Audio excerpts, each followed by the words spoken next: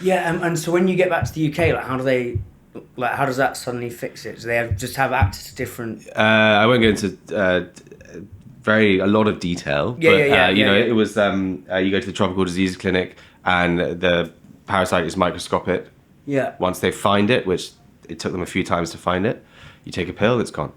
Oh, as simple as that. It's not. That's it. I thought Yeah. it was like some sort of like No, X-ray, no. X-Men That's why I sort say of. it's a pretty common thing. It's lots of people have had it. It's not the end of the world, but at the time it felt like I didn't really know what to do, other than just try and get rid of it. And but as you said it's almost like you said you got pulled in good directions and bad directions when you were in Mumbai, and you said that was kind of like the nail in the coffin, I think. Yeah. You said, and it's like, right, it's time to go back. Yeah. So let's revert back. And what were some of the really good places you got pulled to in when you were out there? And I mean, arriving there, people tell you before, because it's the first time I've ever gone to India. right. So I moved there when I was 24 to live in a brand new country by myself, doing a job that was, perhaps I was premature in taking it, or I mean, I don't look back at it like that, but I was relatively inexperienced. So people tell you when you go to India, beware of the culture shock. So it wasn't a big issue for me really, because I was so open and excited about what was going to happen. I was a little bit tired of London, and I was up for a new challenge. So when I arrived in this new place, I loved it. I thought, this is great, and it's crazy and chaotic and very different to what I knew, but I was pretty happy. I was given a little apartment in South Mumbai that was not too far from the restaurant. The restaurant hadn't been built, despite what I'd been told before I got there. So it was still rubble, but then my team was there, and their chef whites ready to go. And they were very welcoming and made me feel very much at home. And I was involved in, that kind of creative process of picking out the crockery and choosing menus and design elements of building a restaurant, which again was very exciting. And obviously being put in this new city, this vibrant, bustling city with my employers, who are pretty kind of well known in the Mumbai restaurant nightlife scene. So I would say they took me under their wing. They made me feel very welcome.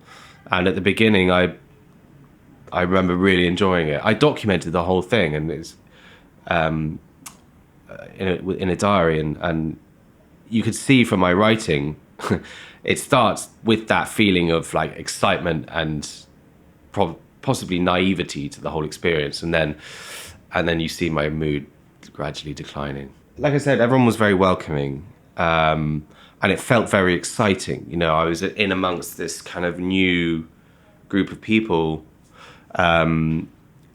whose attitude was whatever you want, we can make it happen, kind of thing. Whether that's going to a restaurant and going out with their friends, or picking stuff for the restaurant, whatever you want, you can have. Kind of that's what I felt it was like.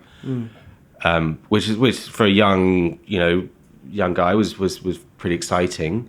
And if you've been to Mumbai or any city in India, really, it's relentlessly busy and bustling and exciting, and it's definitely a 24-hour city. There is something going on at every single hour of the day and night. So, you become you get very drawn in by that whole experience. And this, for the first time in my life, I was about to run this restaurant, and as a result, my sleep suffered. So mainly because of good things, right? I was trying to think of menus, and so that's not necessarily a negative thing, but I did find myself walking around the city at 6 a.m. because I couldn't sleep. And even that, you see some good things, you see some bad things, but look, it's an incredibly fascinating city that has boundless potential. And at the beginning, that's how it felt, and it felt very exciting, and everyone was very nice. And it was also a bit surprising because I had, suddenly I had a team of about 20 chefs who Then that was a new thing for me. And you were incredibly young at this Yeah, period of yeah, time for yeah, listeners. Like, were you early 20s? That's 24, yeah. Which is like considerably younger than what you'd be doing in London at and that probably age. not experienced enough to take on a job like that, to be honest. But they didn't know that. Yeah. Smile and wave as you walk through the door. It's all good. And so that was a bit odd, having all these chefs, like, I guess, look up to me in because, you know, I was in charge of them. But they were amazing as well. So I loved my team. They were like, you know, all they wanted to do was do good by me and the restaurant, and they worked so hard, and they were a big bonus in making me feel incredibly welcome and helping me settle and really helping me get that restaurant off the ground. So yeah, I mean, it was just a wonderful set of people who, like I said, made me feel very welcome, and it was very exciting.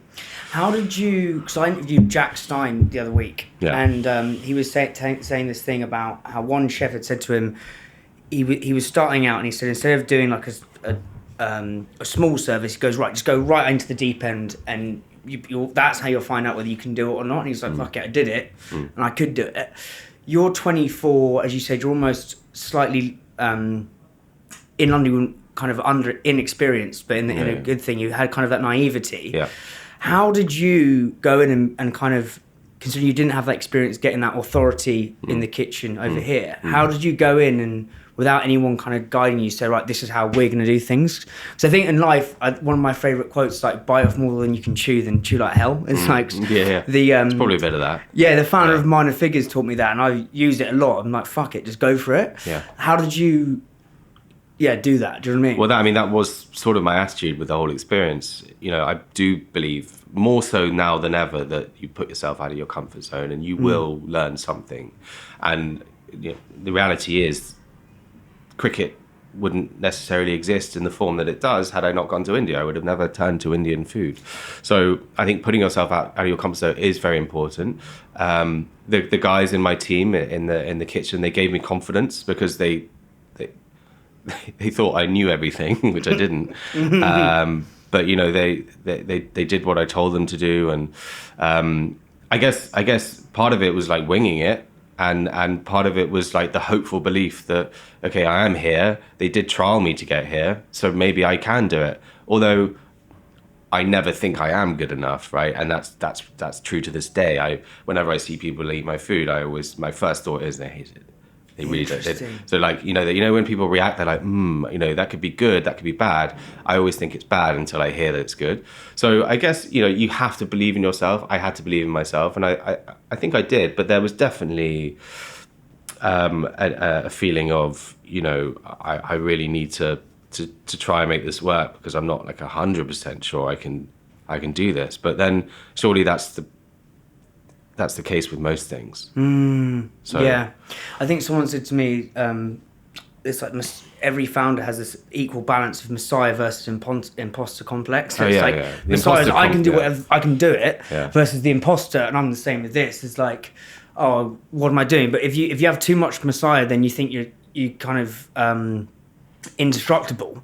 But too much imposter, you can't do anything. I definitely have the imposter thing.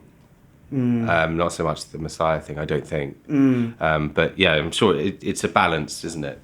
And sometimes you need to reset yourself. So when you're especially when you're trying to create things, you know, there are times where you get blocks and you have to reset yourself. You have to take a step back, and that's when you lose confidence in yourself, and that's where perhaps the imposter syndrome then kicks in, and you have to kind of reset. That happens quite a lot. So when was the last time that kind of happened? Very recently, in the last few weeks. Really? Yeah, and most of it nowadays is you know, coming up with new menus. You know, I came back from India in January, after a trip in January, and had a head full of ideas, and then changed virtually the entire menu and felt very good about everything.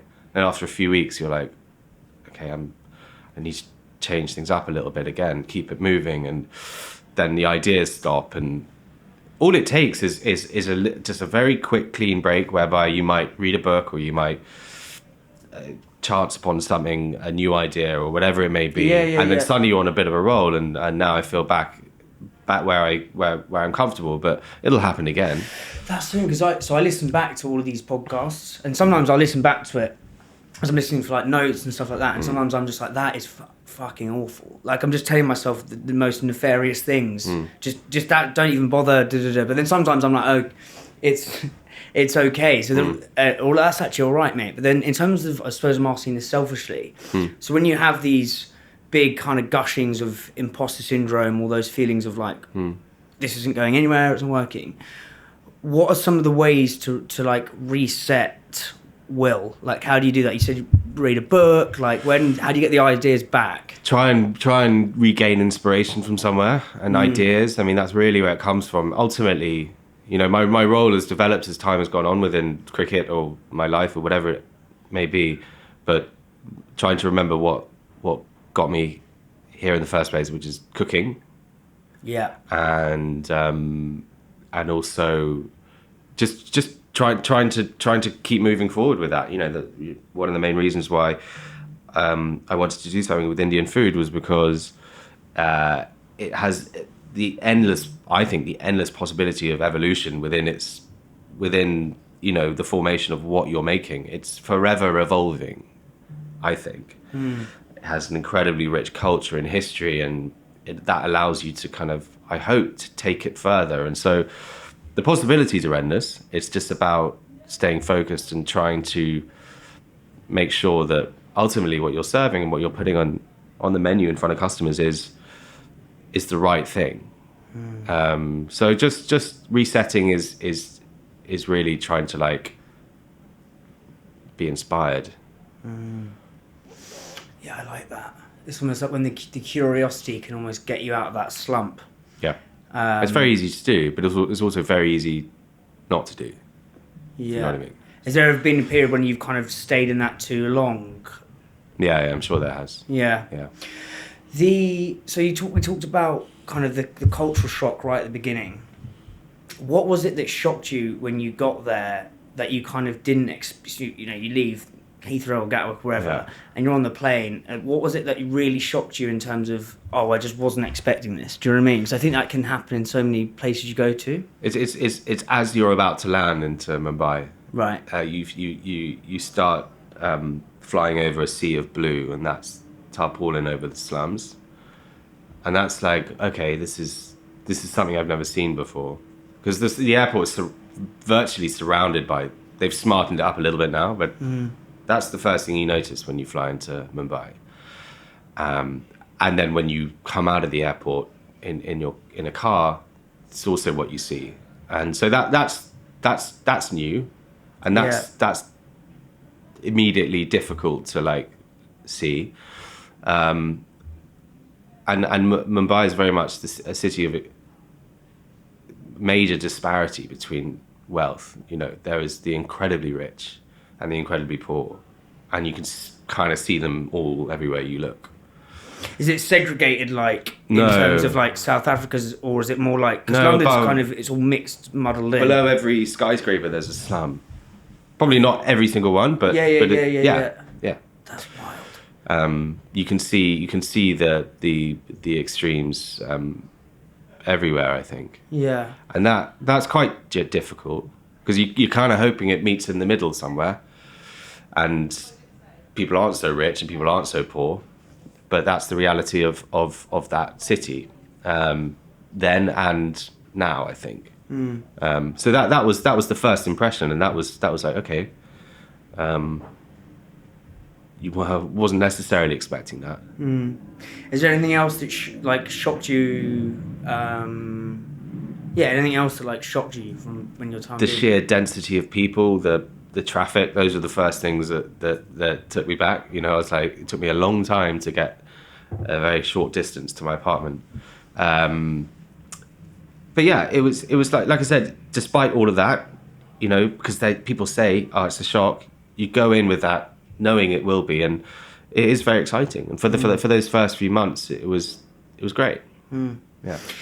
And then with you said like in your diary you had all these like really positive emotions. How did it begin to? I think right at the beginning you said you got pulled into some bad place as well. How did your diary kind of change, and then what was the kind of catalyst to say, like, right, I need to get back to London? Yeah, it was two things really. It was frustration in trying to manage myself with this new environment that I was in. So sometimes in India, not everything is completely simple and straightforward. So if you say something needs to be done, it's not always done. It's not always the case, but well, I mean, everywhere, kind of. Yeah, or like, yeah, yeah, like a cultural. Yeah. Yeah. It's you know, you ask someone a question, and it's sometimes you get a yes, no, maybe in response, you know, and that's that can be easily very frustrating. You know, I was told the restaurant would be ready before I got there, so I rushed out there, and it wasn't. It was a rubble, mud, lots of mud. So you know, not everything is as it seems.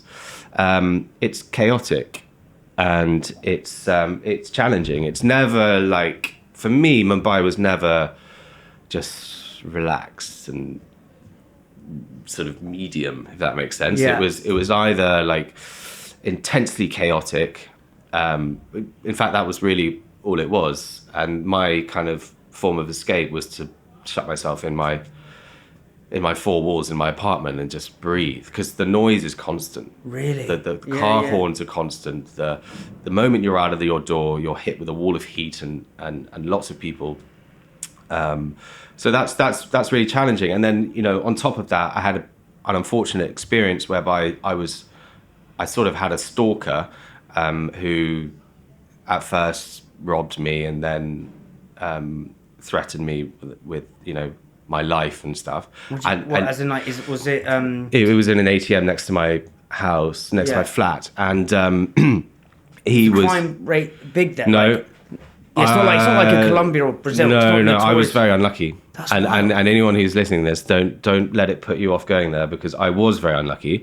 I just had a guy who probably saw this like young white kid on his own and thought, let's see what I can get out of him. And he got a bit of money out of me. And he was also told a few fibs to the security guards who let them up to my apartment. So look, that's a very long story, but it went on for days, and it eventually got him arrested. Wild. But the result of it was me feeling incredibly insecure in this new environment.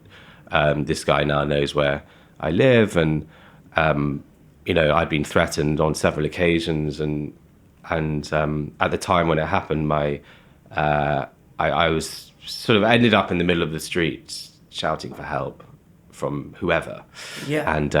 And things just seemed to conspire against me at that stage, and no one seemed to really help, until eventually I, you know, got to work and they helped me find him, and he was a well-known criminal, and you know, all that kind of stuff. But I mean, I guess that made me feel very unhappy, very like unsafe. I was always looking over my shoulder. I kind of knew where he hung out, because even though he was arrested, he was obviously let go. You know, and I knew where he was. He knew where I was, and that made me feel pretty unhappy where I lived.